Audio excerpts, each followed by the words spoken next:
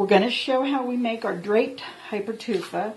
And I've got some preparations made. Those were the little ghost supports that we've got. It looks like we're getting ready for a Halloween party.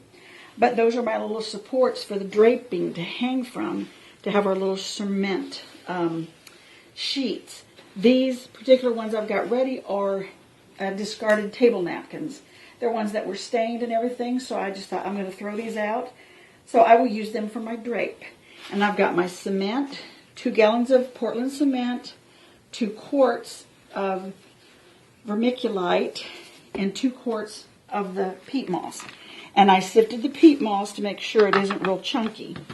So I've got about 2 quarts of peat moss, maybe a little less in here. So I'll mix this all together, and then I'll put in the water. Okay, I've got the slurry all mixed up now. And just to give you an idea of what you may need for yours, I've used my hand to reach through and get all the lumps and everything out, other than that texture that you'll see. But there's no large lumps of the Portland left. But this is just slightly too runny. When you try to run it off your glove, you can see it drip a lot. And I want it to be just slightly stiffer than that, just barely.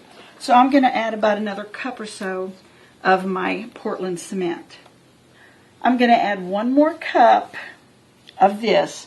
I have a total of 8 quarts of Portland. I'm adding 1 more cup of the Portland to this slurry.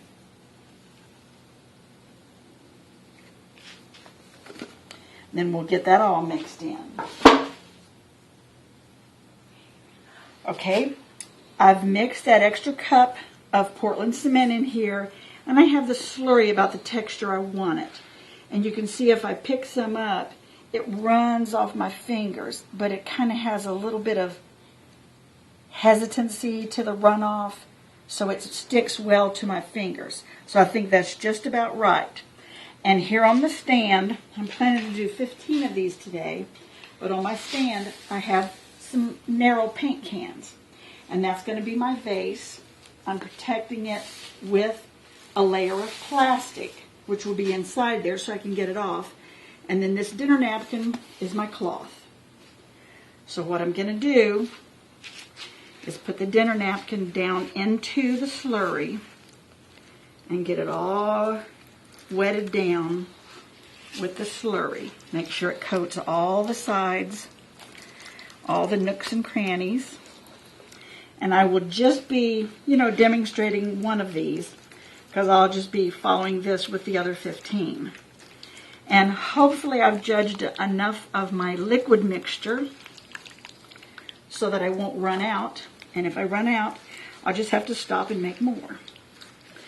But what you want in the size of your stand, you want your stand to be high enough so that your material will stay when it hangs into its little pointed ends.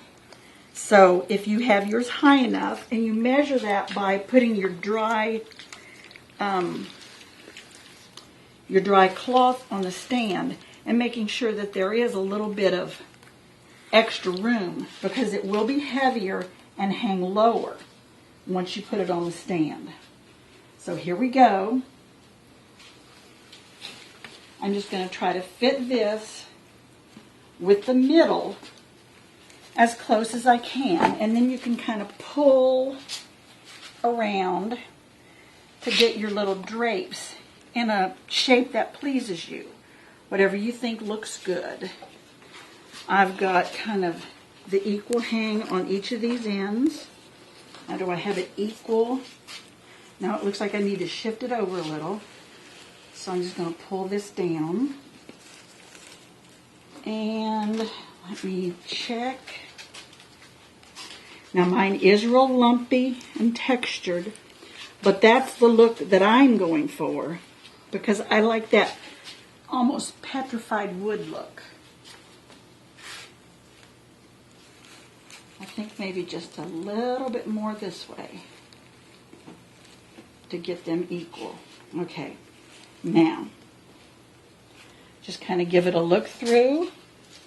See if you like how your little drapes are hanging. You can manipulate it, fold it in and out to get the correct look you're going for. But I like this. I think that'll be a nice, tall, thin planter. And it'll take it about a night to dry. It'll be hard tomorrow, but still need one more night to dry. So I'll probably leave it in for 48 hours. Once it dries like this, I'll put it in a bag and let it re-dry as it stands, just like this.